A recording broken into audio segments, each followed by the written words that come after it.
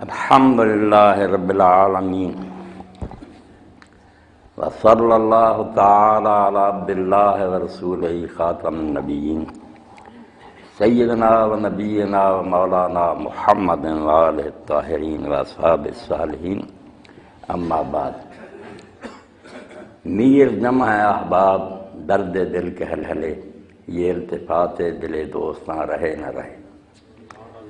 آپ سب حضرات میرے سامنے بیٹھے ہیں، بڑی خوشی میں محسوس کر رہا ہوں کہ آپ نے اتحاد مسلمین کے لیے یہ اجتماع منعقد کیا اور مولانا نے مجھے اس کے لیے دعوت دی ہے۔ میں جب صبح کے وقت آنکھ کھولتا ہوں تو ائمہ اہل بیت علیہ السلام نے جو دعائیں سکھائی ہیں ان میں سے ایک دعا میں پڑھتا ہوں، الحمدللہ الذی جعلنی من امت محمد صلی اللہ علیہ وسلم ولم یجعلنی من سائر الامم، کہ تعریف ہے اس خدا کی جس نے مجھے محمد رسول اللہ صلی اللہ علیہ وسلم کی امت میں پیدا فرمایا، کسی دوسری امت میں پیدا نہیں کیا۔ اس سے بڑھ کر شرف اور اس سے بڑھ کر فخر کی بات میرے اور آپ کے لیے کوئی نہیں ہو سکتی۔ میں بروں سے لاکھ برا سہی مگر ان سے ہے میرا واسطہ، میری لاد رکھنا میرے خدا یہ تیرے حبیب کی بات ہے۔ تو آپ یہ داد نہ دیں، بس میری بات کی طرف توجہ دیں، میں شکر گزار ہوں گا۔ اختلاف امت کے بارے میں دو چار باتیں جو میں آپ کی خدمت میں پیش کروں گا، بعد میں بے شک آپ سوال کریں۔ پہلی بات تو یہ ہے کہ اگر کوئی شخص یہ توقع رکھتا ہے نا کہ اختلاف دنیا سے ختم ہو جائے تو این خیال است و محال است و جنو، ایسا کبھی نہیں ہو سکتا، نہ ہوگا۔ دو باتیں ختم ہو جائیں تو پھر شاید اختلاف ختم ہو جائے۔ ایک تو لوگوں سے عقل چھین لی جائے کہ سوچنا چھوڑ دیں، دوسرا اپنی بات دیانتداری سے بیان نہ کریں، دوسرے کی ہاں میں ہاں ملا دیں۔ ان دو صورتوں میں اختلاف ختم ہو سکتا ہے، ورنہ اگر یہ لوگوں کو آزادی دی جائے کہ ایمانداری سے غور و فکر کرو اور جس نتیجہ تک پہنچو اس کو بیان کرو، تو پھر اختلاف فطری بات ہے، یہ ختم نہیں ہو سکتا۔ آپ حیران ہوں گے کہ ہم عام لوگ تو گزار رہے ہیں، قرآن مجید کے بیان کے مطابق انبیاء علیہ السلام میں اختلاف ہو جاتا تھا۔ حضرت داؤد علیہ السلام اور حضرت سلیمان علیہ السلام دونوں پیغمبر ہیں، باپ بیٹا۔ تو سورہ الانبیاء میں اللہ کہتا ہے کہ ایک قوم کی کھیتی میں بکریاں رات کے وقت چڑھ گئیں اور یہ مقدمہ حضرت داؤد علیہ السلام کے سامنے آیا، اس وقت حاکم وقت بھی تھے، تو انہوں نے جو فیصلہ کیا وہ اللہ نے اس کو درست نہیں مانا۔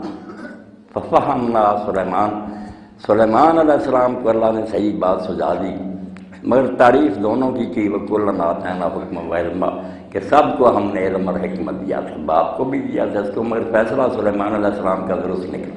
پیغمبر ہوتے ہوئے ایک معاملہ کے سمجھنے میں باپ اور بیٹے کا، دونوں نبیوں کا اختلاف ہو گیا۔ اس لیے اختلاف سے نہ گھبرائیں، یہ اس کائنات کی رونق رہے گا، یہ اللہ تعالیٰ کی دی عقل کا استعمال ہے، اس سے ناراض نہیں ہونا چاہیے، بالکل ٹھیک ہے۔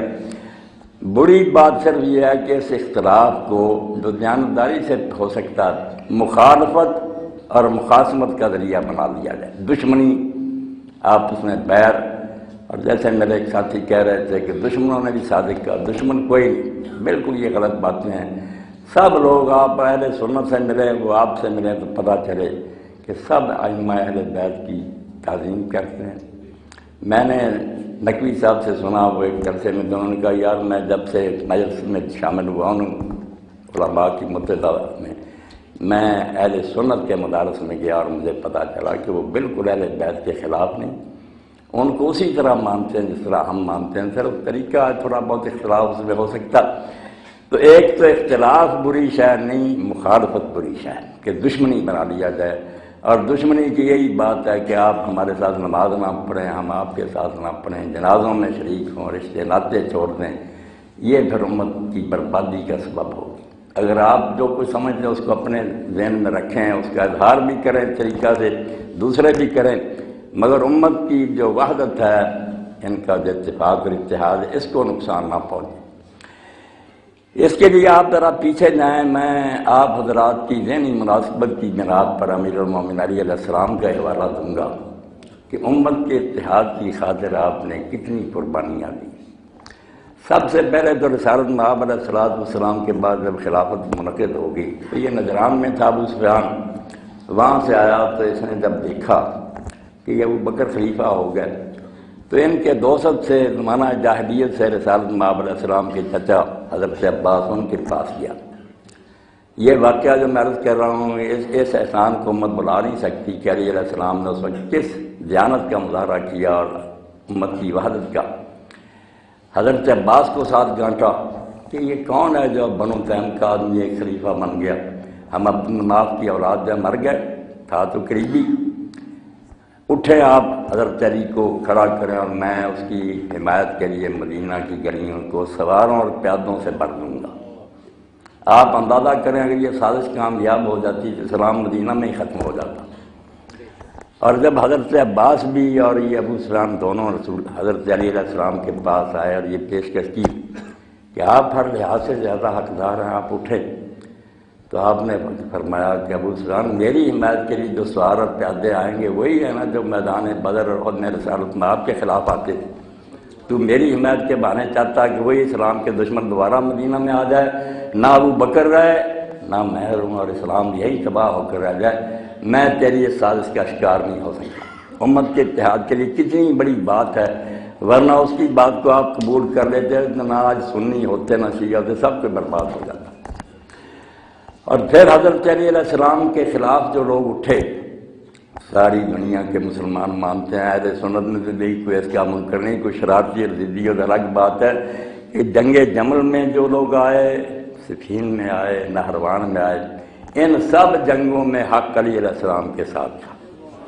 کوئی سنی عالم ایسا نہیں کہتا، ٹھیک ہے وہ کہتے ہیں ان سے کوئی برا نہیں تھا، وہ خارجی جو نا آج ہم نے ہزار برا کہے، وہ بڑے دیندار لوگ تھے، بڑے نمازی تھے، متقی تھے، مگر جذباتی تھے۔ جب آپ نے ثالثی قبول کر لی، تحکیم قبول کر لی، ثالث مقرر ہو گیا وہ مساشری اور عمر بن العاص کے میرا اور معاویہ کا فیصلہ کرو، تو وہ 12,000 آدمی ناراض ہو کر الگ ہو گیا کہ کیا فیصلہ کرنا، آپ خلیفہ برحق ہیں، قرآن کہتا باغیوں سے جنگ کرو، آپ نے اس معاویہ کے ساتھ ثالثی کیا کرنی؟ یہ ثالثی قبول کر کے آپ نے اپنی پوزیشن مشکوک کر لی۔ برے نہیں تھے، نیت نیک تھی، مگر باغی ہو گئے۔ تو اور انہوں نے اعلانیہ کہنا شروع کر دیا کہ یہ کام جو آپ نے کیا نا، تحکیم کو قبول کرنا، یہ کفر ہے۔ اتنی دور تک چلے گئے کہ وہ پہلے ہی کافر تھے جو آپ سے لڑ رہے تھے، مگر آپ بھی کافر ہو گئے ہیں، آپ نے اپنی خلافت کو مشکوک اعلانیہ کہتے تھے علی علیہ السلام کو کہ آپ کافر ہیں، کفر سے توبہ کریں، پھر ہم دوبارہ آئیں گے آپ کی فوج میں، ورنہ آپ کو جہاں پائیں گے قتل کریں گے۔ اعلانیہ کہتے ہیں قتل کریں گے، مگر اندازہ کریں آپ ان لوگوں کے بارے میں علی علیہ السلام نے کیا فرمایا۔ حدیث کی کتابوں میں آتا، آپ نے کہا 3 وعدے ہیں میرے تمہارے ساتھ، تمہارے کلمہ کا میں احترام کروں گا، تم بے شک مجھے کافر کہو، مجھے قتل کرنے کی دھمکیاں دو، مگر مسجدوں میں آؤ گے تو تمہیں مسجدوں میں آنے سے نہیں روکا جائے گا، اور جو مال فیع پبلک فائننس بیت المال سے وظیفہ وہ جیسے دوسرے مسلمانوں کو ملتا تمہیں بھی ملتا رہے گا۔ اور تیسری بات یہ ہے کہ میں تمہارے خلاف جنگ کی ابتدا نہیں کروں گا جب تک تم خون خرابہ نہ کرو۔ جب انہوں نے بستیوں میں خون خرابہ شروع کر دیا، پھر آپ نے ان کے خلاف قدم اٹھایا، ان کو بری طرح ہلاک کیا، 12 صرف ان میں سے بچے۔ اندازہ کریں کہ جو کافر کہہ رہے تھے آپ، انہیں بھی آپ نے کہا کہ مسجدوں میں آؤ۔ اتحاد اسلام کا جو کتنا مقدمہ ہے، کافر کہہ رہے ہیں، اگر آپ انہیں کہتے ہیں تمہیں مسجدوں سے نہیں روکا جائے، حوصلے سے میری باتیں سننی، جذباتی باتوں کا کوئی فائدہ نہیں۔ اور جو جنگ جمل اور جنگ صفین میں قتل ہوئے، آپ نے ان کی نماز جنازہ پڑھی، ان دفن کیا۔ یہ ہماری بدقسمتی ہے کہ بعد میں جب آپ کے فرزند کی باری آئی رسول اللہ کے راکب پر سوار کی، تو مسلمانوں نے اپنے مردوں کو دفن کیا میدان کربلا میں، مگر امام حسین علیہ السلام ان کے ساتھیوں کو بغیر غور و کفن کے چھوڑ گئے۔ انہوں نے یہ سلوک کیا، مگر حضرت علی علیہ السلام نے کلمہ کا احترام کرتے ہوئے جو ان سے لڑے تھے ان کی بھی نماز جنازہ پڑھی اور ان کو باقاعدہ دفن کیا۔ اس لیے یہ کلمہ اسلام جو ہے یہ چھوٹی بات نہیں، عاقبت کا معاملہ اللہ پر چھوڑیں، وہاں کس کو سزا ہوتی ہے، کون بری ہوتا۔ اس دنیا میں اللہ کے لیے میں آپ سب سے یہ کہتا ہوں، سنیوں سے بھی کہتا ہوں کہ یہ کلمہ جو آپ نے پڑھا کہ ہم اللہ کو مانتے ہیں اور محمد رسول اللہ کو مانتے ہیں، اس کا احترام کرو۔ اس کا احترام امیر المومنین نے کیا، خلفاء نے کیا۔ ابو داؤد شریف میں آتا کہ حضرت ابو بکر جب حاکم تھے تو ان کے سامنے ایک شخص نے گالیاں دی، سنیوں کے لیے سننے کی بات ہے، وہ رنج میں آئے اور وہاں ان کا ایک عقیدت مند تھا، اس نے کہا مجھے اجازت دیں میں اس کو قدر کر، گالیاں دی،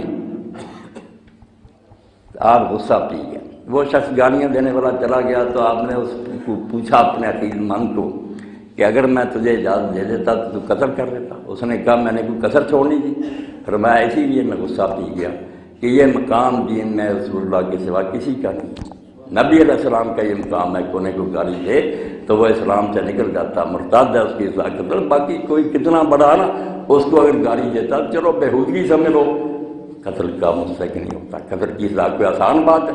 اب یہ سارا قتل و غارت جو ہو رہا فلاں فلاں کو گالیاں دی بےہودگی ہے، ٹھیک ہے کوئی گالیاں دیتا وہ اللہ سے معاملہ، اگر وہ غلط دیتا اللہ اسے نہیں دے گا، مگر اس کی اصلاح قتل نہیں۔ پوری ایک کتاب جو ہے نا آخری دور میں سلطنت عثمانیہ کے جو مفتی تھے اور ان کی وہ کتاب حنفی علماء کا مرد ہے، اب فتح اسی سے دیتے ہیں، اس کو فتاوی شامیہ کہہ دیتے ہیں، رد المختار کہتے ہیں۔ انہوں نے ایک پوری کتاب لکھی ہے تنبیہ الولاۃ والحکام، سارے گورنر اور حاکموں کے نام ہے کہ خبردار کسی صحابی کو گالی دینے والے کو قتل نہ کرنا ورنہ تم خود قیامت کے دن جہنمی ہوگے۔ یہ وہ جرم نہیں ہے جس کی اصلاح اسلام میں قتل، اتحاد کی خاطر بہت کچھ برداشت کرنا پڑتا ہے، ورنہ اتحاد کی خالی باتوں سے کوئی فائدہ نہیں۔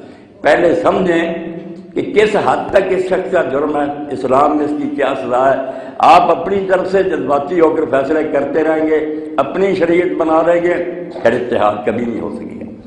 اور نماز کے بارے میں آپ حیران ہوں گے، امام حسن علیہ السلام، امام حسین علیہ السلام، ان کے سامنے مروان جو تھا نا وہ مدینہ میں نماز پڑھاتا تھا، اب جو اس کا کردار ہے وہ سنی شیعہ سب جانتے ہیں، مگر یہ دونوں اس کے پیچھے نماز پڑھتے تھے، اور یہ خبر ہمیں امام جعفر صادق علیہ السلام نے دی ہے، اور پھر اس نماز کو دہراتے بھی نہیں تھے، کہتے ہیں ان کو اس کو سب و شتم بھی کرتے تھے، برا کہتے تھے، مگر نماز اس کے پیچھے پڑھتے تھے، کیونکہ اسلام اس وقت تک نہیں آپ مستحکم ہو سکتا، نہ اتحاد ہو سکتا جب تک آپ نماز ایک نہ کریں۔ اگر آپ زبانی باتیں کرتے رہنا مگر شیعہ سنی کے پیچھے نماز نہ پڑھے اور سنی شیعہ کے پیچھے، تو پھر یہ ایک خواب ہی ہے جو کبھی شرمندہ تعبیر نہیں ہوگا۔ پہلے یہ بہنا رشتہ کہ اسلام تو جوڑتا ہی نماز سے، اگر نماز آپ اکٹھی نہیں پڑھ سکتے اتحاد کا کوئی سوال نہیں۔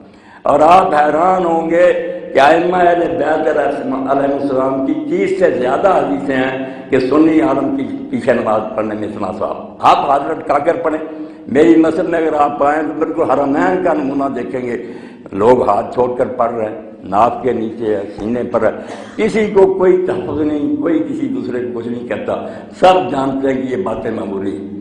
اب میرے سامنے علماء بیٹھے، میں کہوں گا کہ اگر آپ لوگ اتحاد چاہتے ہیں تو پہلے علماء بیٹھ کر یہ فیصلہ کریں کہ یہ فروعی مسائل میں جو اختلاف ہے، ہاتھ چھوڑنا یا باندھنا، اس کا درجہ کیا ہے اسلام۔ اگر تم لوگ کہتے ہو جیسے شیعہ حضرات کی یہ مبطل صلاۃ ہے، ہاتھ باندھ لیے نماز باطل ہوگی، ثابت کرو، ائمہ اہل بیت سے اور شیعہ فقہ ثابت کرو کیوں مبطل صلاۃ ہے۔ یہ کہو ہم نہیں باندھتے، ٹھیک ہے نہ باندھو۔ سنیوں میں سے بھی امام مالک رحمۃ اللہ علیہ کے پیروں نہیں باندھتے، امام لیث کے پیروں جو تو مصر میں وہ نہیں باندھتے تھے، امام اوزاعی شام میں نہیں باندھتے، اور میں خود کئی رقصوں میں کھلے ہاتھ پڑھتا ہوں، کوئی بات نہیں۔ مگر یہ کہنا کہ باندھ لیے تو نماز باطل ہو جائے گی، یہ عام شیعہ کتابوں میں ایسے ہی لکھا، مگر اس کی کوئی دلیل نہیں، کوئی ثابت نہیں کر سکتا کیوں باطل ہے چلو۔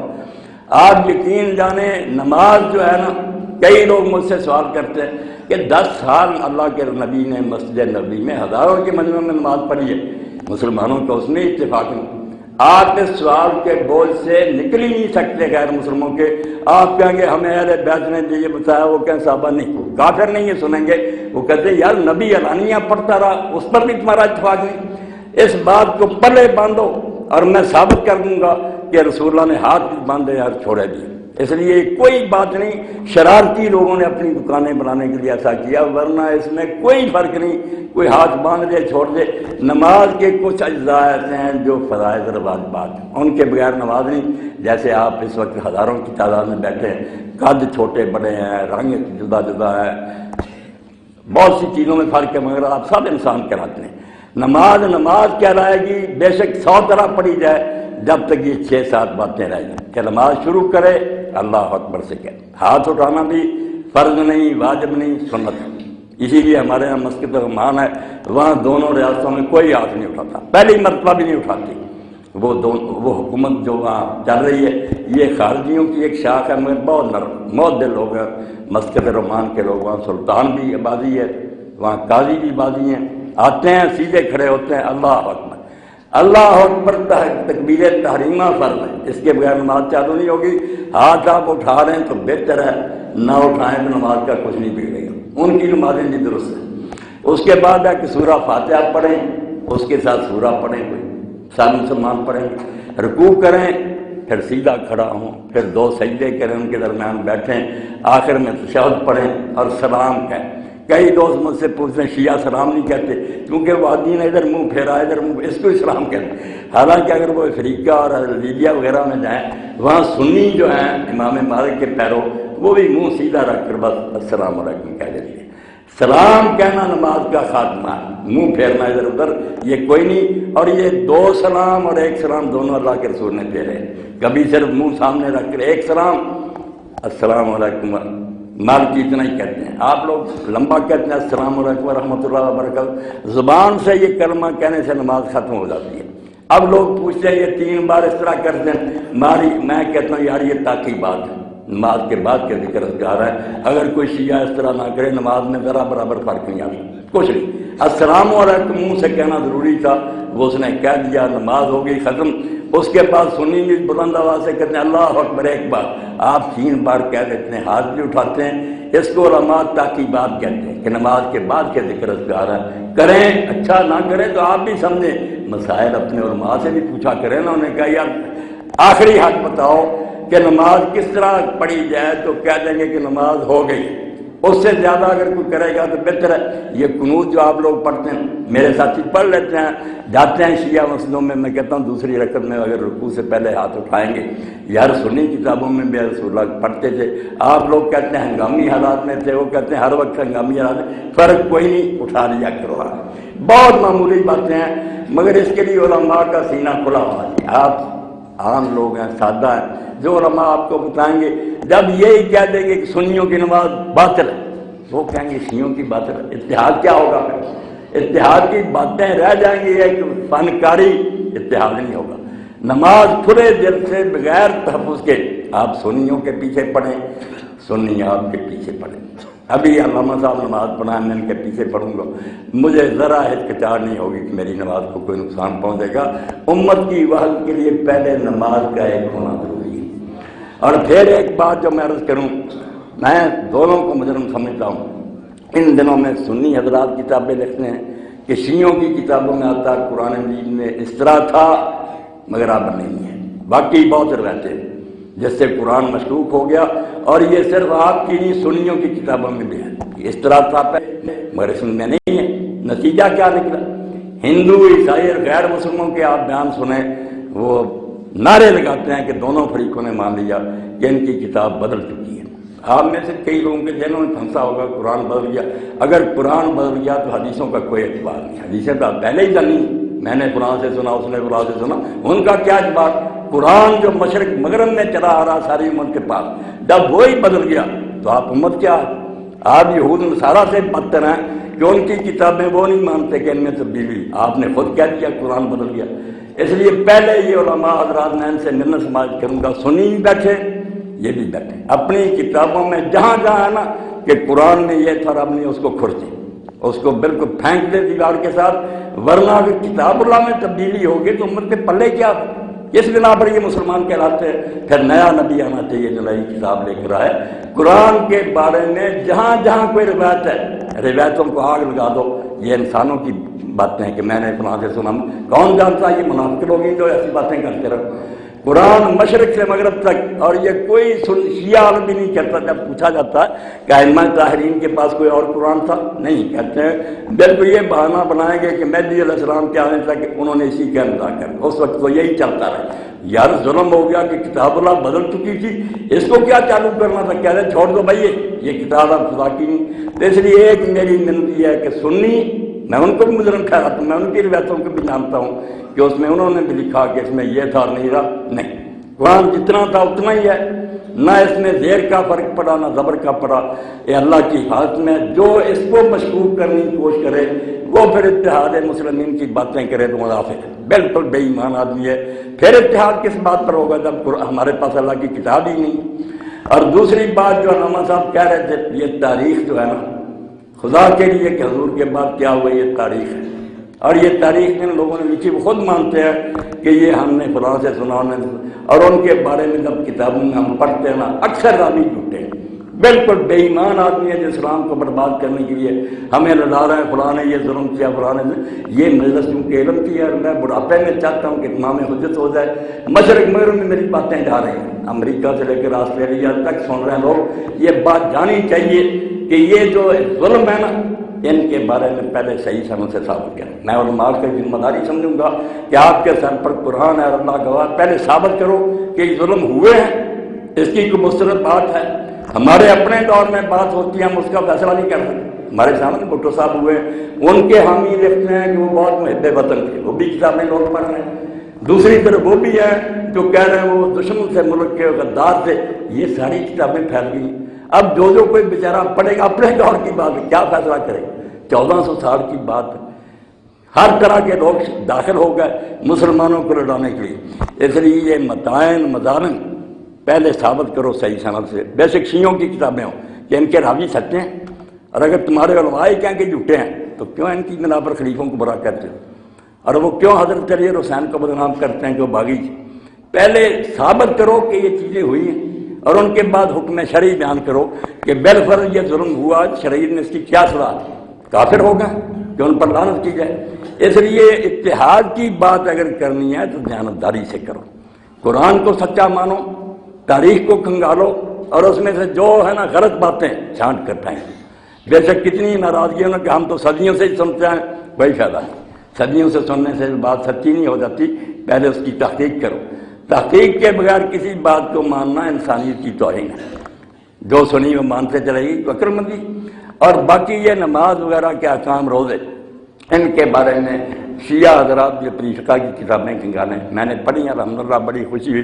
کچھ عام کتابیں جن میں لکھ لیتے ہیں کہ یہ کرے تو اس سے روزہ ٹوٹ جاتا، مگر جو استدلالی فقہ ہے جنہوں نے بحث کی کہ اس کی کوئی دلیل بھی ہے، وہ پھر صاف ثابت کرتے ہیں کہ ان چیزوں میں سے پانی میں غوطہ لگانے سے یہ کوئی روزہ نہیں ٹوٹتا، نہ اس کی کوئی دلیل ہے.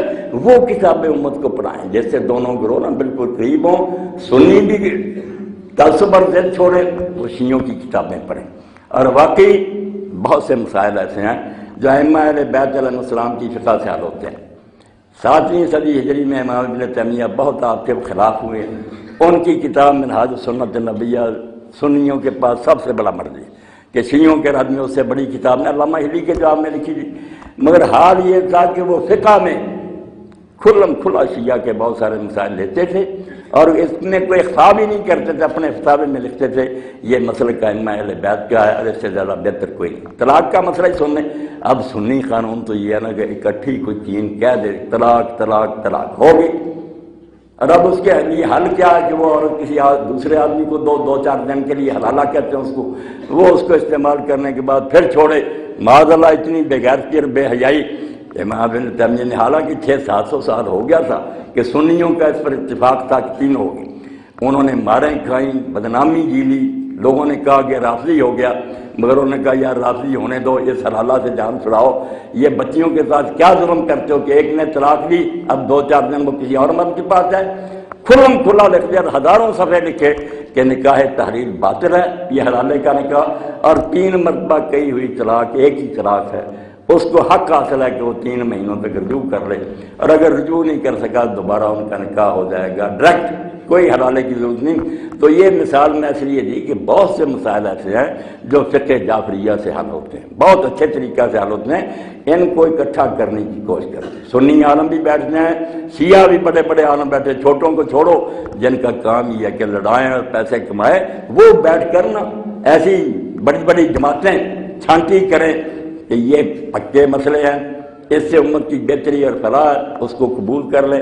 تو انشاءاللہ اختلاف نہیں ختم ہوگا، کچھ میری معلومات ہیں جتنا میں نے پڑھا، کچھ علامہ صاحب کیے، نہ سب روم کے ذہن ایک جیسے ہیں، نہ معلومات کے ذرائع، اختلاف سے نہ گھبراؤ، اختلاف کو لڑائی اور جنگ کا سبب نہ بناؤ، اس کو دشمنی نہ بناؤ، اپنی رائے ادب سے اچھے طریقے سے میں اور علامہ صاحب بیٹھ کر بات کر لیں، ہو جائے اتفاق ٹھیک ہے، ورنہ یہ اپنی رائے پر قیام کریں، رہیں میں اپنی پر، مگر محبت کریں، سلام کہیں، جنازے پڑھیں، نمازیں ایک دوسرے کے پیچھے پڑھیں، پھر انشاءاللہ وہ نور چمکے گا جس سے امت جو ہے نا ایک ہو جائے گی۔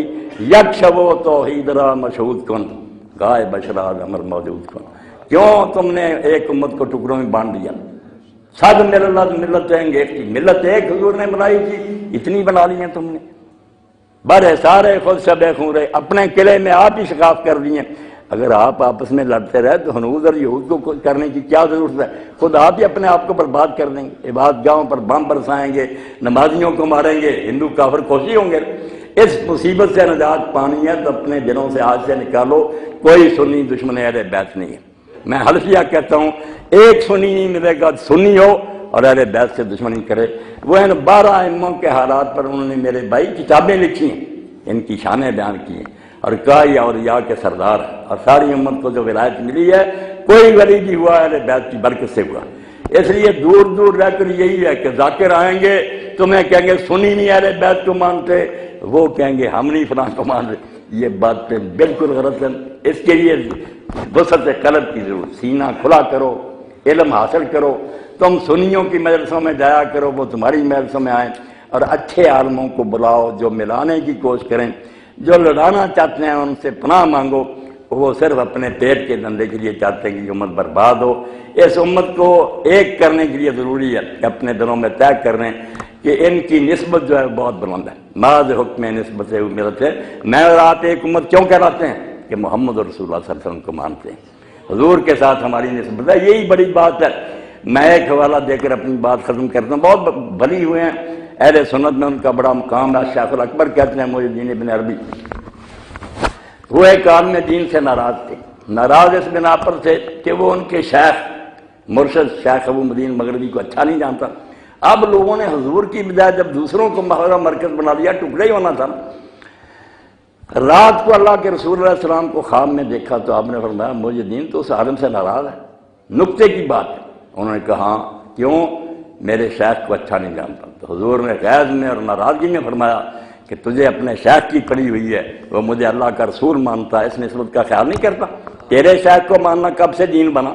مجھے محمد رسول اللہ مانتا ہے، اس نسبت کا خیال، صبح ہی جا کر اس سے معافی مانگ، ورنہ تیرا حشر جو نا بہت اللہ کے ہاں برا ہوگا۔ صبح ہی جا کر اس عالم سے صلح کی اور معافی مانگی، رسول اللہ کے نام کو سربلند کرو، حضور علیہ السلام کی امت ہونے کا لحاظ کرو، جو یہ کلمہ پڑھتا ہے محمد رسول اللہ، اس کو سینے سے لگاؤ، پیار کرو، پھر آگے کی باتیں بھی کسی محفل میں ادب سے اور محبت سے ہو جائیں، ٹھیک ہے، ورنہ اتنا ہی نام کافی ہے نجات کے لیے۔ اور رسول اللہ کو ماننے والا کوئی اہل بیت کا دشمن نہیں۔ اگر تمہیں کوئی سنی نظر آئے میرے ملاقات کرا دینا، کوئی نہیں نظر آئے گا، سب قربان جاتے ہیں، سب یہ کہتے ہیں فلا تاجل باہل البیت ناسن واہل البیت ہمال السادہ، کہ دوسرے لوگوں کو اہل بیت کے برابر نہ کرو، اہل بیت خدا کی طرف سے چنے ہوئے لوگ ہیں۔ فبغضهم من الانسان کفر حقیقی محبوب عبادہ، ان سے محبت رکھنا اصلی عبادت ہے، اور ان سے بغض رکھنا سچ مچ کا کفر ہے۔ اللہ تعالیٰ مجھے اور آپ کو اہل بیت کی محبت، اللہ کے رسول کی محبت نصیب کرے، اور حضور کی نسبت کو ترجیح دیتے ہوئے امت کا کوئی فرد سامنے آئے اس سے محبت کرے، کسی گروہ کا بھی حضور کا امتی ہے، اس خیال سے تم سارے پھر بھائی بن جاؤ گے۔ کون عباد اللہ اخوانا، وآخر دعوانا الحمدللہ رب العالمین، وصلی اللہ تعالی علی خیر خلقہ سیدنا مولانا محمد وآلہ الطاہرین۔ میں مشکور ہوں کہ آپ نے میری باتیں سن لی۔ چمن میں تلخ نوائی میری گوارا کر، کہ زہر بھی کبھی کرتا ہے کاڑے تریا کی، کڑوی باتیں بھی کبھی فائدہ دے جا، کہیں ناراض نہ ہونا۔ میں جو میرے دل میں تھا اگر اس میں کوئی ادھر ادھر کی بات کرتا تو اللہ کے مجرم ہوتا۔ میں نے اپنا اندیا بالکل کھول کر بیان کر دیا، اور انشاءاللہ یہ پوری دنیا میں بچے پھیلا دیں گے، اور اس آواز کو سن کر اتنے لوگوں کی دعائیں مجھے نصیب ہوتی ہیں نا، مرد عورتیں، کہ اللہ کے بندے جو اسلام تو نے بتایا، اس کے ہوتے ہوئے پھر کیا فساد ہو سکتا ہے؟ وہ کھلے ہاتھیں پڑھنے لگے، باندھ کر بھی پڑھنے لگے، لڑائی کرنے والے لوگ بعد نہیں آئیں گے، ان کا دھندا اسی طرح چلے گا، دکانیں قائم رہیں گی۔ اللہ ہدایت دے رہے سمت کو اللہ تعالیٰ مستحکم اور مضبوط کرے، متحد کرے۔ یہ سوالات اگر لکھ کے دیے جائیں تو زیادہ بہتر ہے، بلکہ لکھ کے ہی دیے جائیں تبھی وہ جو ہے وہ سلیکٹ ہوں گے۔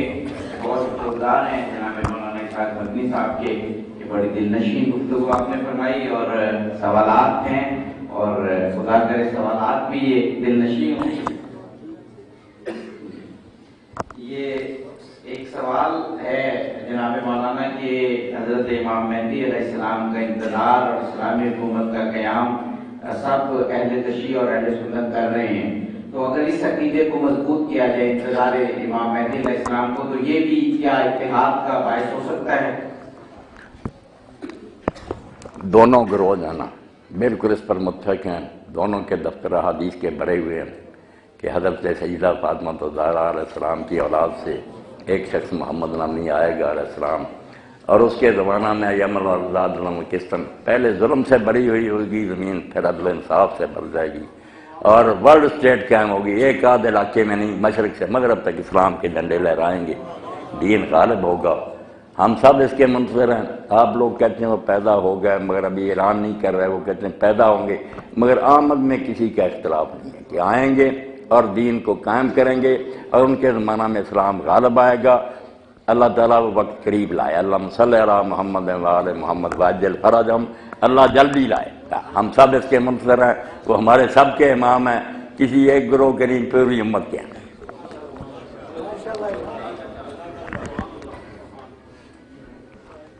یہ ہے شرک کے بارے میں سوال کہ شرک کیا ہے، اس سے کیسے بچا جا سکتا ہے، اور بدعت کیا ہے اور بدعت سے کیسے بچا جا سکتا ہے؟ شرک کے بارے میں آپ جانتے ہیں کہ کلام الہی میں اللہ تعالیٰ نے بالتصریح فرما دیا کہ ہر جرم جس کے لیے میں چاہوں گا بخش دوں گا، مگر شرک کی بخشی نہیں ہوگی۔ جو شرک کرے گا نا، اللہ نے اس کے لیے جنت کو حرام کر دیا، اس کا ٹھکانہ جہنم ہے اور اس کا کوئی مددگار نہیں ہوگا۔ یہ قرآن مجید میں بار بار آیا بالتصریح، اور انبیاء علیہ السلام جتنے آئے ہیں وہ اسی لیے آئے، یا قوم اعبدوا اللہ ما لکم من الہ غیرہ، اللہ کی پوجا کرو، اس کے سوا کسی کی پوجا نہیں۔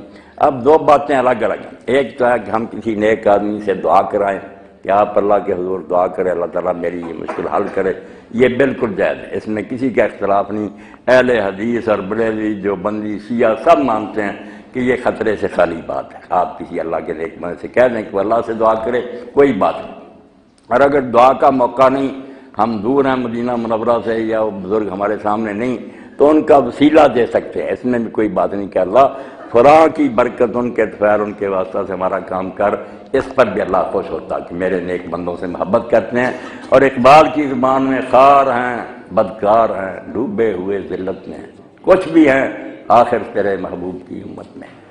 یہ وسیلہ اور واسطہ ہم دیتے ہیں، یہ بھی ٹھیک ہے، مگر اگر ڈائریکٹ شروع کرنے کہ اللہ تعالیٰ معاذ اللہ معطل ہو گیا اور اپنی حکومت اس نے نیک بندوں کے حوالے کر دی ہے، اب رزق دینا اور شفا بخشنا اور سارے کام بس نیک بندے کرتے ہیں، یہ میرے بھائی آپ ناراض نہ ہو، دین میں اس کی کوئی گنجائش نہیں، یہ کوئی اس کا جواز نہیں، یہ پھر اللہ تعالیٰ کی حکومت چھین کر دوسروں کو دینا ہے۔ الا لہ الخلق والامر، دنیا اسی نے بنائی اور اس کا حکم چلتا ہے، اس سے دعا کر سکتے ہیں، وسیلہ اس کے سامنے پیش کر سکتے ہیں۔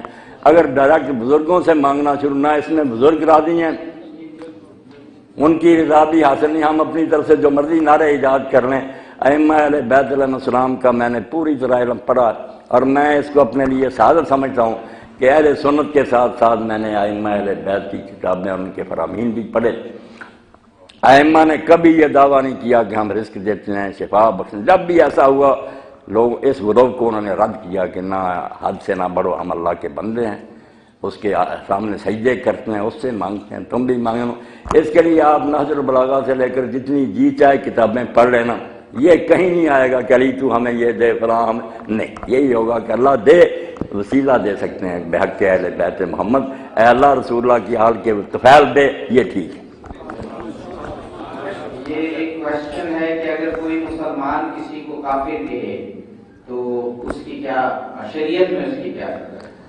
اللہ، بہت اچھا سوال ہے۔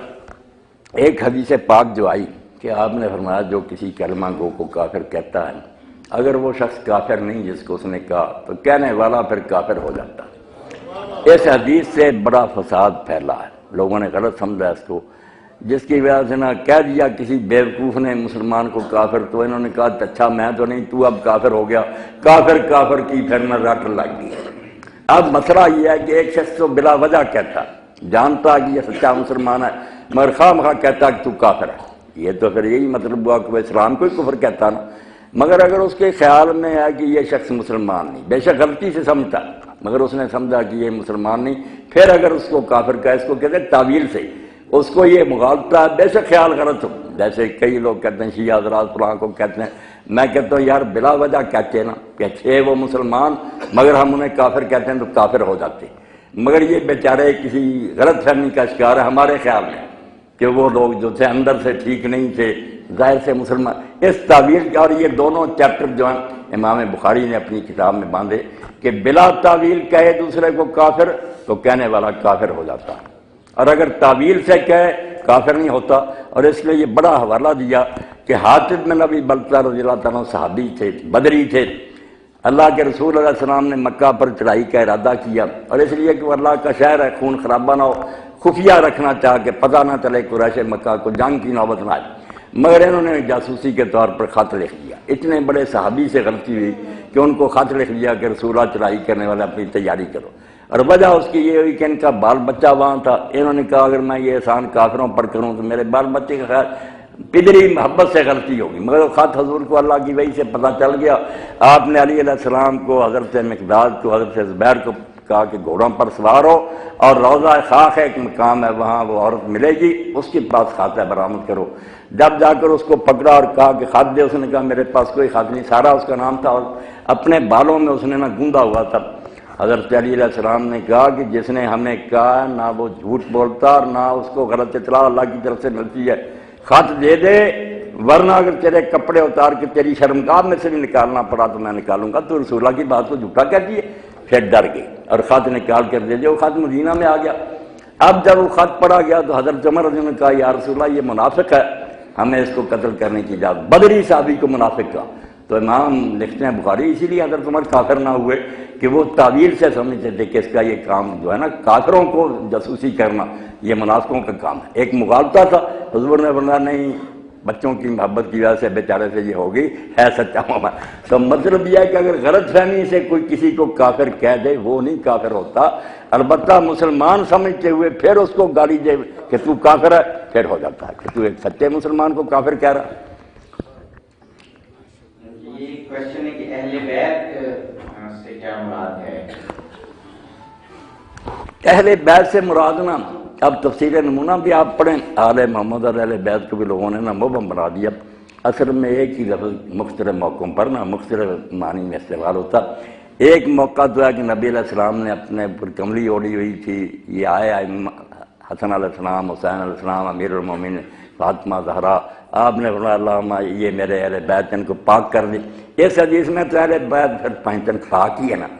ایک جو ہے جس میں آپ نے فرمایا کہ صدقہ محمد و آل محمد کے لیے حرام ہے، یہ شیعہ سنی دونوں مانتے ہیں کہ سارے بنی ہاشم سب کے لیے زکوٰۃ حرام ہے، یہاں دائرہ وسیع ہو گیا۔ یہ جو ہے نا اہل بیت نسب ہو گئے کہ حضور کا سارا خاندان جس سے آپ پیدا ہوئے۔ یہ زکوٰۃ کا مسئلہ پوچھیں کہ جب کہتے ہیں کہ زکوٰۃ حرام ہے آل محمد پر تو صرف ان چار کے لیے حرام ہے؟ نہیں، کل بنی ہاشم اس میں آتے ہیں۔ اس لیے تین معنی ہیں۔ انہوں نے بہت اچھا کیا تفسیر نمونہ والوں کہ آل محمد ہم ضد نہیں کرتے کہ عربی زبان میں پیروکاروں کے بھی آتا ہے، جو کسی شخص کے پیرو، جیسے فرعون تھا اس کو ماننے والوں کو کہا کہ ہم نے فرعون اور آل فرعون کو غرق کر لیا، تو آل فرعون میں سارے مصری جو تھے اس کے ساتھ وہ سارے تھے۔ یہ موقع کی بات ہوتی ہے کہ کہاں یہ لفظ آیا ہے، اس کا پھر آگا پیچھا جو ہے وہ بتاتا ہے کہ یہاں کون اہل بیت ہیں۔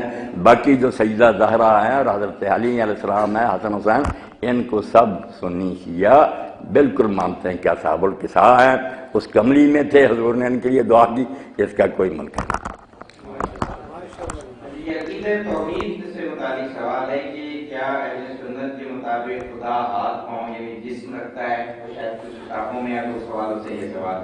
ہاں یہی باتیں، اسی لیے میں نے شروع میں کہا کہ آپ خدا کے لیے نا سارے اکٹھے ہوں اور بیٹھ کر بات کریں، اور اگر آپ سے حل نہیں ہوتی مجھے اس مجلس میں دعوت دے دیں، بے شک ٹی وی پر ہی ہو، سنی علماء بھی بیٹھنے آپ بھی، میں حل کر دوں گا کہ بات دونوں کی ایک ہے، عباراتنا شتیٰ و حسن قواعد، لفظوں کا فرق ہے، وہی بات سنی کہتے ہیں، وہی آپ ایک دوسرے کو بدنام کرتے ہیں۔ اب یہ خیال جو نا کہ سنی اللہ تعالیٰ کا جسم مانتے ہیں، کروڑ لعنت ہے سنی ترجیح بنانے، کوئی نہیں مانتا۔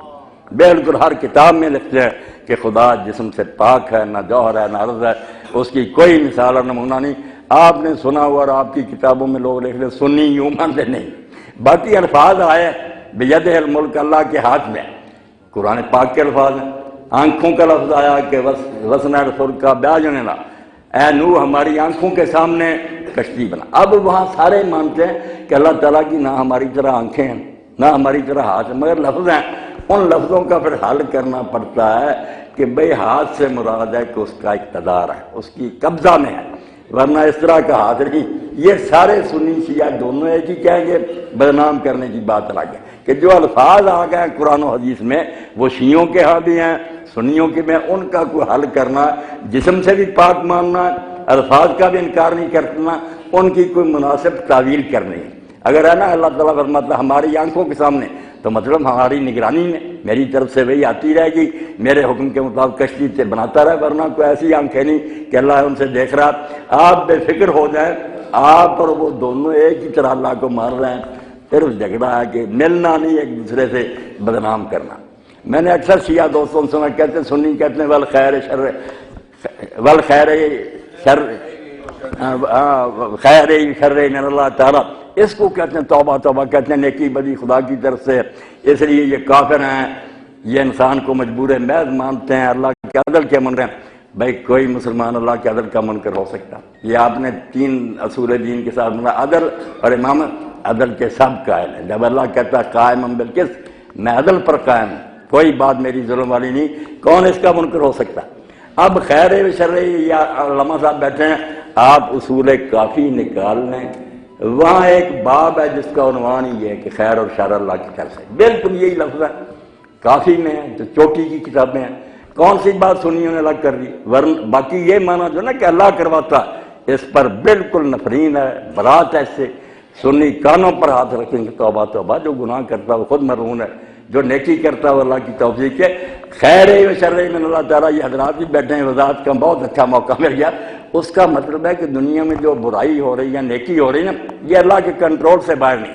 یہ نہیں کہ اللہ کو لوگوں نے بے بس کر دیا اور وہ ان کو روک نہیں سکتا، مطلب یہ ہے کہ اگر وہ نہ کرنے دینا چاہتا، انسان کو مجبور بنا کے رکھتا، تو کوئی انسان گناہ نہیں کر سکتا، مگر اس نے چونکہ خود آزادی دی کہ تمہیں میں نے فعل مختار بنایا، اما شاکرا و اما کفورا، جو چاہے شکر گزار بنے تو چاہے نہ شکرا۔ تو یہ دن خیر و شر اللہ کی طرف سے، یعنی یہ اختیار اللہ کی طرف سے میرا۔ میں اگر برائی کرنے گالی دیتا ہوں، اگر اللہ نے مجھے طاقت نہ دے کہ چیز بولنے کی، میں کس طرح گالی دے سکتا ہوں؟ اور اگر نیکی کرتا ہوں، یہ طاقت بھی اللہ نے دی ہے، آگے استعمال بندے کا اپنا۔ سنی بھی یہی کہ وہ کبھی نہیں کہا کہ اللہ کرواتا، ایسا اس کا کوئی عقیدہ نہیں، اختیار اللہ کی طرف سے ہے، اس کے قابو میں ہے۔ اب اگر برائی کوئی شخص کرتا ہے، اس کے لیے کیا ہے؟ اللہ کا اصول تخلیہ، کہ راستہ چھوڑ دیتا ہے، نولی ما تولی، جدھر کو وہ دفع ہونا چاہتا ہے ہم اس کا راستہ چھوڑ دیتے ہیں، روکتا نہیں۔ روکنا چاہے روک سکتا، وہ کہتا اگر میں چاہوں ساری دنیا کو ولی بنا دوں، مگر پھر اختیار کیا ہوگا، امتحان کا کیا بنے گا؟ میں نے چھٹی دے رکھی، تو جدھر جانا چاہتا ہے راستہ چھوڑ دیتا ہے۔ نیکی کرنا چاہے تو اس کے لیے توفیق ساتھی بن جاتا ہے، اس کی مدد کرتا ہے، نیکی میں توفیق دیتا ہے، بدی میں صرف یہ کہ اس سے اگر وہ ہو جاتا ہے کہ کرتا ہے تو کر رہے، پھر انجام تو دیکھ لے گا۔ یہ معنی ہے خیر شر میں اللہ تعالیٰ کا کہ نیکی اور بدی دونوں کے لیے اختیار جو ملا ہوا نا، یہ ہم نے اللہ سے چھین لی نہیں، یا نہ اس کو بے بس کر دیا۔ وہ نیک و بد دونوں کو چاہے تو جکڑ کے رکھ سکتا، اگرچہ ایسا کرتا نہیں۔ یہ اگلا سوال جو ہے، یہ سوال تو کم لیکن کسی شیعہ کی طرف سے شکوا جاتا ہے، شکوا نہ کریں کہ اہل سنت علماء غالیوں اور نصیریوں کے عقائد کو پڑھ کے اور وہ سمجھتے ہیں کہ یہ شیعوں کے عقائد ہیں۔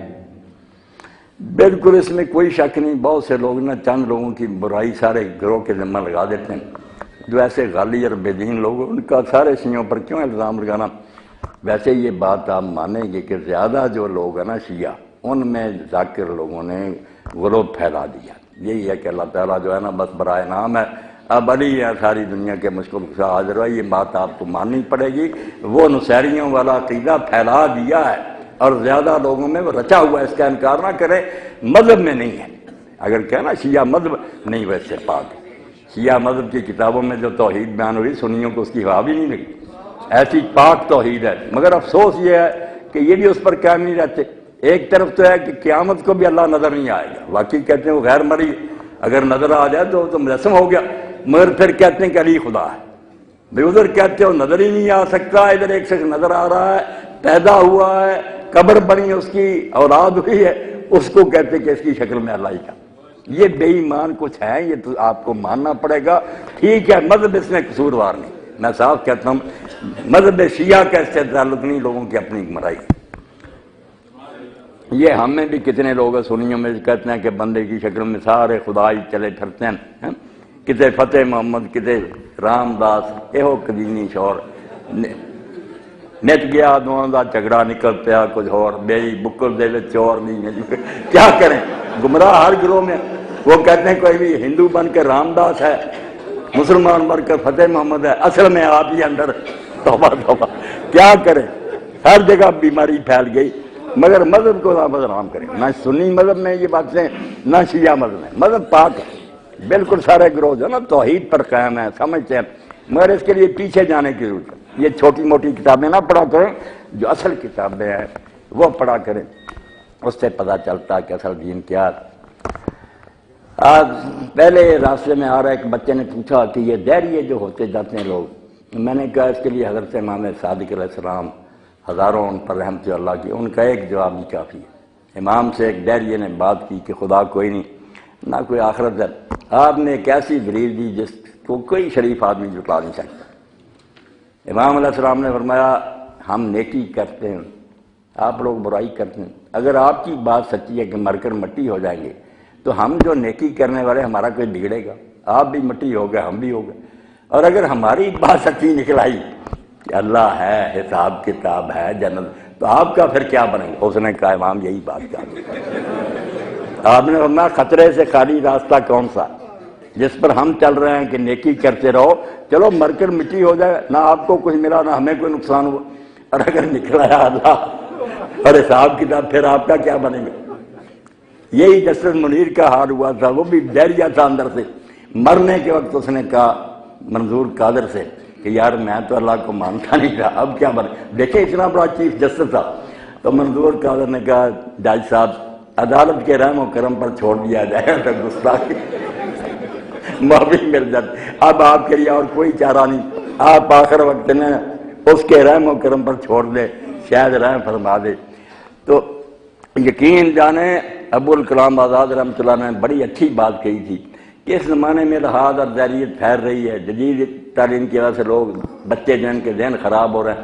انہوں نے اس وقت حوالہ دیا تذکرہ میں کہ جس شخص نے ائمہ طاہرین امام محمد باقر علیہ السلام اور امام جعفر علیہ السلام کے مناظرے پڑھے ہیں نا اپنے وقت کے دہریوں سے، جال سجاد میں تبرسی نے لکھے، وہ کہتے ہیں اس کو یہ دہریت نقصان نہیں پہنچا سکتی، جتنا جی چاہے فلسفہ اور منطق پہ گمراہ نہیں ہو سکتا۔ اماموں نے بنیادیں ایسی قائم کر دی، اس وقت جواب بھی ایسے دیے دہریوں کو۔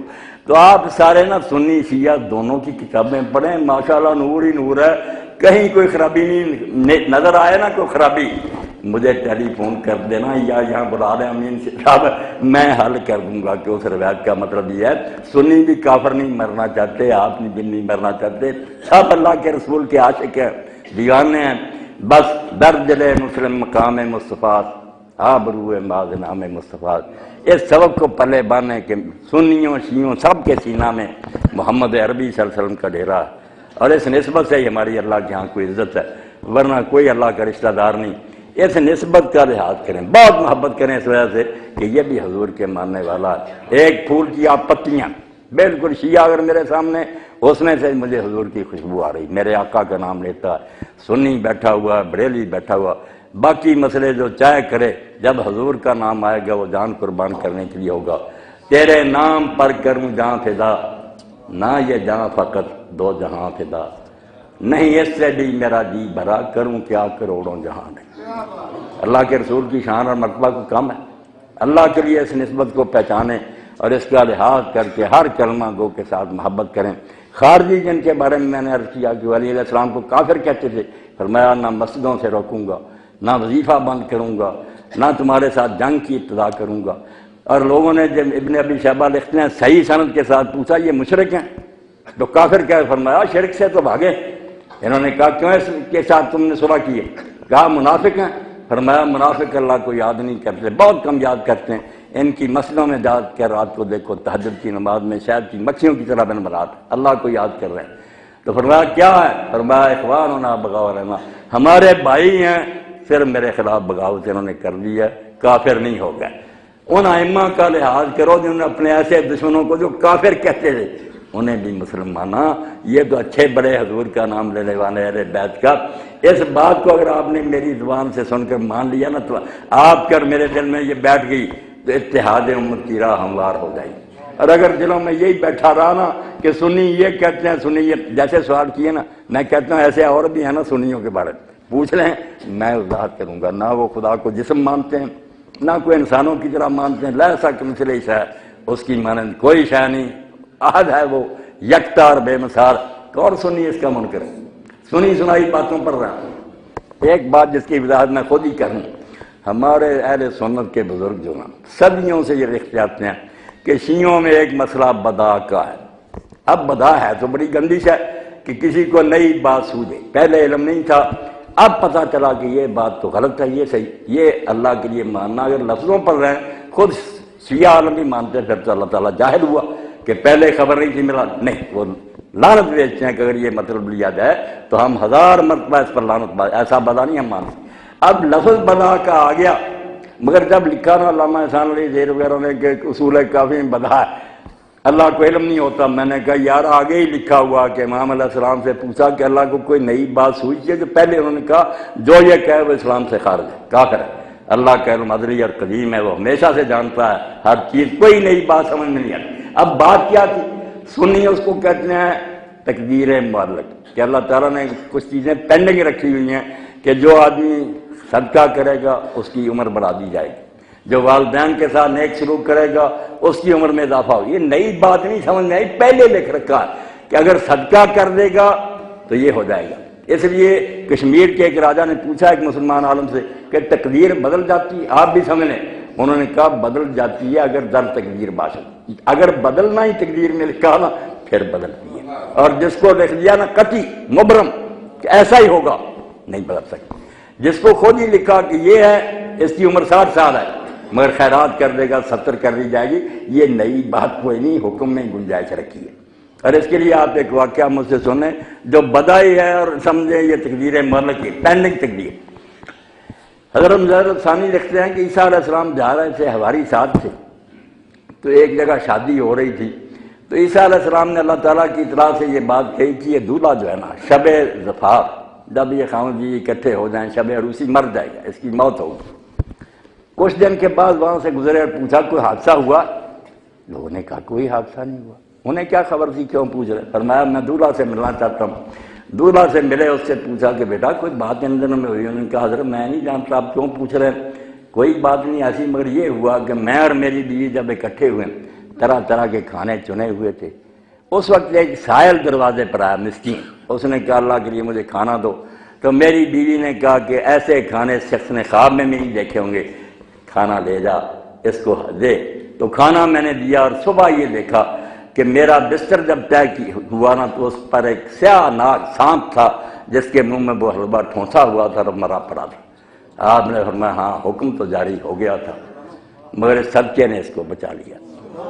اس لیے اس کو بدا کہہ لیں یا اس کو تقدیر معلق کہہ لیں، دونوں پارٹیاں مانتی ہیں، لفظوں کا ہیر پھیر ہے، مگر جو پڑھتے ہیں نا ایک دوسرے کا یا ان کی نیتیں خراب ہیں کہ لڑاتے رہیں لوگوں کو، وہ بات بننے نہیں دیتی۔ اللہ سب کو ہدایت دے، دین کو سمجھیں اور بھائیوں کے محبت سے پڑھیں۔ اگر کوئی شیعوں کی کتاب لے لے اور کہے نشان لگانے ہیں، مناظرے کرنے، بحثیں، پھر تو لوگوں نے قرآن مجید پر بھی اعتراض کیے۔ 114 اعتراض ہیں جو ستیار الپرکاش میں سوامی دہران جی نے کیے، اردو ترجمہ لے لیا، قرآن میں آتا اللہ مکر کرتا، اس نے کہا مسلمانوں کا خدا دکھرا لیا۔ اب اعتراض کرنے پر آ جائیں ہر بات پر ہو، نیت نیک ہو تو صحیح طریقہ سے سوچیں۔ اور شیعہ سے ہی پوچھ رہے ہیں یار تمہاری کتاب میں یہ تم کیا کہتے ہو، جو مانا وہ بتائیں، آپ کو پتہ چل جائے گا۔ یہ تو بہت اچھی بات۔ سنیوں کا بھی آپ کو کوئی نظر آئے نا بخاری مسلم میں، تو میری طرف آپ رجوع کر لیں، میں آپ کا خادم ہوں، میں حل کر دوں گا۔ آپ خود کہ واہ سبحان اللہ، یہ تو بات ٹھیک ہی ٹھیک ہے۔ جب نیت میں خلل ہو کہ صرف اعتراض کرنے وکیلوں کی طرح صلح نہیں ہو سکتی۔ دو باتیں یہ میرے بھائی قبول کر لیں علماء حضرات، یہ روایت شیعوں کی ہے سنیوں کی، پہلے یہ پتہ کریں کہ وہ گروہ اس کو صحیح مانتا۔ اگر اس کے وہاں خود کہیں کہ یہ ضعیف اور موضوع من گھڑت ہے، بے شک ہماری کتابوں میں لکھیے اس کے بیان کرنے والے جھوٹے ہیں، ان کی جان چھوڑو۔ جب وہ خود ہی کہتے ہیں کہ ہم اس سے دستبردار، کیوں ان کے گلے پڑتے ہو؟ اور اگر صحیح ہے تو پھر اس کے بعد پوچھو کہ اس کا مطلب تم کیا لیتے ہو۔ جو معنی اور مراد سنی بیان کریں، اس پر اگر کوئی سوال ہو سکتا تو کریں۔ آپ اپنی طرف سے ایک سوال معنی گھڑ لیں، اس پر بحث کرتے جائیں تو پھر جنگ ختم نہیں ہوگی۔ وہ بھی شیعوں کے ساتھ یہی کریں کہ شیعہ علماء سے پوچھیں کہ یہ تمہاری کتاب میں روایت ہے، تم قبول کرتے ہو یا رد کرتے ہو؟ اگر آغا صاحب کہہ دیں یار ہمارے علماء خود کہتے ہیں یہ ضعیف ہے، بے شک کافی میں یہ کوئی صحیح نہیں، تو مسئلہ ختم ہو گیا۔ اگر انہوں نے کہا بدا کی طرح کہ روایت ٹھیک ہے، پھر مانا ان سے پوچھیں۔ جب انہوں نے بتایا یار وہی بات ہے تقدیر ملک والی، تو صلح ہوگی۔ اور اگر غلط روایتیں بیان کرنی تو دونوں فریقوں کے ہاں ایک آدھی نہیں ڈھیروں ہیں، موضوع من گھڑت دفتر بنے ہوئے ہیں، ان کو نہ لے کر بحث کیا کریں کہ سنیوں کی فلاں کتاب میں، سنیوں کی کتابوں میں بہت سی جعلی، اور آپ کی کتابوں میں بے شمار ہیں جو ساتھ ساتھ لکھا کہ یہ نہیں صحیح روایت صحیح ہونی چاہیے اور معنی وہ لینا چاہیے جو گروہ خود لیتا، پھر انشاءاللہ صلح ہی۔ یہ کیونکہ سوالات کا سلسلہ تو جاری ہے اور رات بھی کافی گزر گئی ہے اور جناب مولانا نے ختم کی ہے، تو ہم انہیں پر چھوڑتے ہیں۔ جب یہ کہیں کہ سوالات ختم کیے جائیں تو ہم ختم کیے جائیں، کر دیں، ایک آدھ ہے تو کر لیں، ایک سوال کر لیں۔ یہ میرے بھائی ہیں، قسمت کی بات ہے، پھر شاید ملاقات ہو یا نا۔ ضرور ہوگی۔ ایک سوال ہے کہ قتل حسین کے ذمہ دار کون ہیں؟ اب سنی حضرات جو ہے نا وہ کتاب میں لکھتے ہیں قاتلان حسین کا مذہب مشکور لکھنوی وغیرہ، تو وہ خط پیش کرتے ہیں کہ جو کوفہ کے لوگوں نے لکھے تھے نا، وہ عربی زبان میں بھی فارسی ان میں ہوتا ہے کہ آپ کے شیعہ بلا رہے ہیں آپ کو۔ وہ کہتے ہیں دیکھو انہوں نے شیعوں نے کلیئر لکھا اور وہی آپ کے سامنے آئے، اس لیے اس سے بڑا ثبوت کیا کہ شیعہ ہی قاتل ہیں۔ میں اس کا جواب تو بعد میں دوں گا، میں ان سے کہتا ہوں یار اگر یہ بات ٹھیک ہے تو شیعوں نے جو کچھ کیا، ساتھ نہیں دیا، بے وفائی کی، وہ بعد میں روتے رہیں گے، مگر اس سے جو نتیجہ نکلتا کہ جب انہوں نے صاف لکھ دیا کہ شیعہ بلا رہے ہیں، تو امام حسین اگر شیعوں کو اپنا نہ سمجھا کیوں جاتا؟ کہہ دیتا تم نے تمہارا یار راز مات، تم شیعہ ہو، میں شیعہ کافروں کے کہنے پر۔ ایک بات تو ثابت ہوئی نا کہ وہ شیعوں کو اپنا سمجھتا تھا۔ شیعوں نے بعد میں جو کیا وہ الگ بات ہے، مگر جب انہوں نے صاف لکھا کہ تیرے شیعہ بلا رہے ہیں اور آپ ان کے بلانے پر گئے تو شیعوں کو بالکل وہ اپنا سمجھتے۔ رہ گئی یہ بات کہ وہاں مدنی کی حالات ایسے بن گئے، نہ شیعہ مجرم ہے نہ سنی مجرم۔ اگر ابن زیاد جن کے وقت میں شہر میں داخل ہوتا ہوں، کیونکہ یزیدی لوگوں نے لکھ دیا نا یزید کو کہ آپ کا گورنر جو ہے نعمان بن بشیر سختی نہیں کر رہا، حضرت مسلم کے ہاتھ پر لوگ بیعت کر رہے ہیں، تو اس نے گورنر تبدیل کر دیا اور ایسے ایک قصاب کو بھیجا جس کے بارے میں کوفہ جانتا تھا کہ زیاد اور اس کا بیٹا عبید اللہ جو ہے تو یہ حرامی ہے۔ انہوں نے لوگوں کو درختوں پر لٹکایا تھا، ہاتھ پاؤں کاٹے، لوگ اس کے ظلم کو جانتے تھے، کانپتا تھا شہر۔ وہ شہر میں داخل ہوا تھا رات کے وقت ہے، کوفے والوں کو کوئی بے وفا نہ کہے، حالات ایسے بن گئے، کیا کرتے وہ بیچارے۔ اور بعد میں انہوں نے کسر پوری کر دی، امام حسین کا لباس پہنا حجازیوں کا، رات آیا، لوگ سلام کرتے رہے، ہاتھ چومتے رہے، پاؤں چومتے رہے کہ ابن رسول اللہ سلام ہو سب پر، وہ امام حسین سمجھتے رہے۔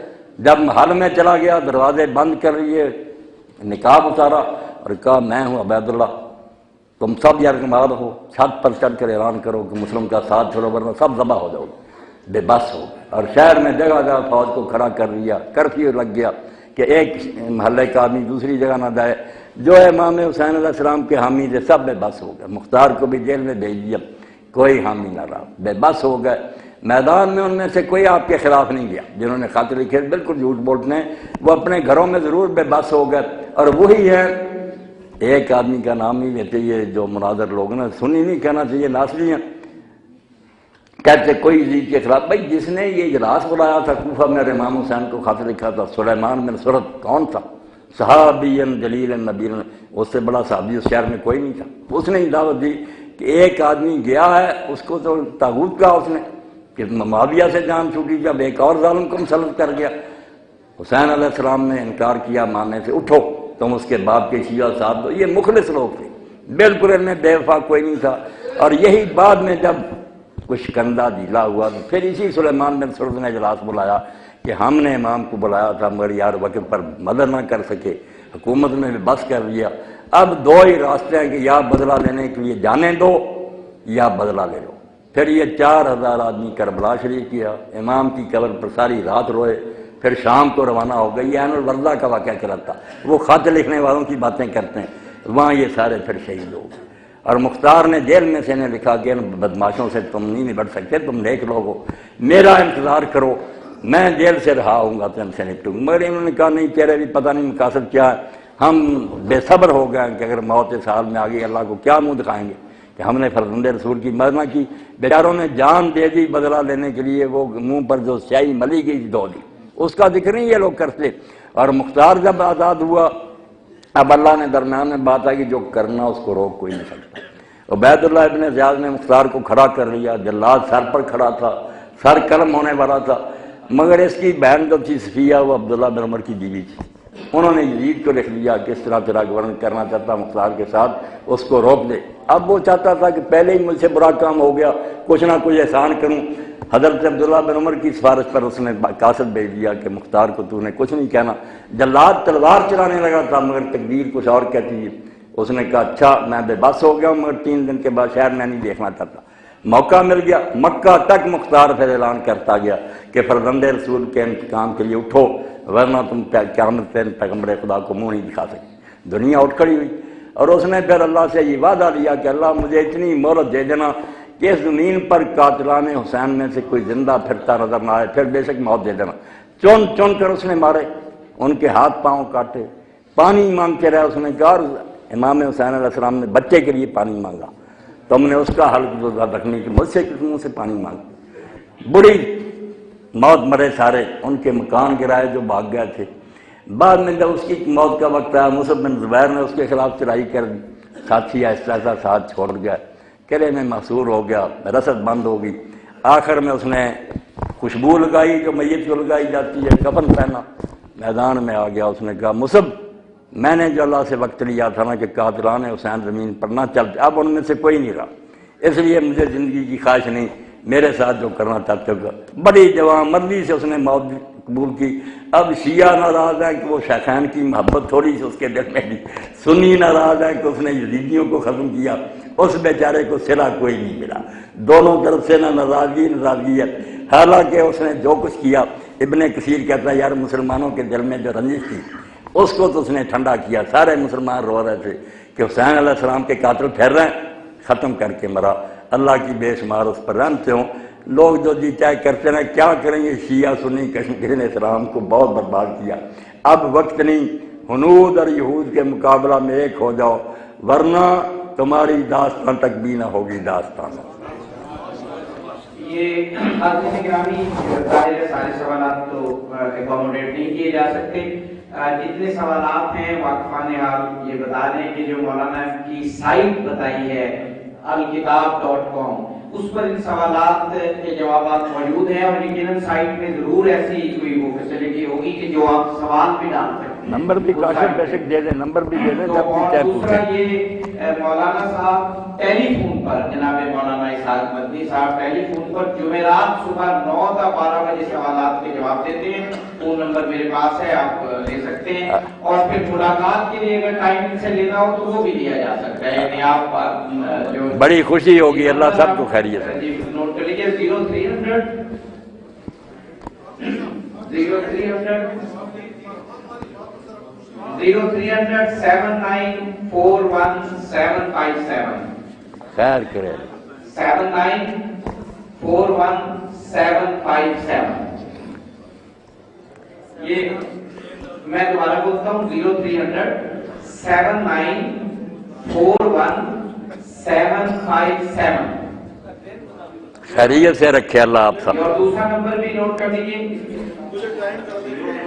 0418541 डबल 1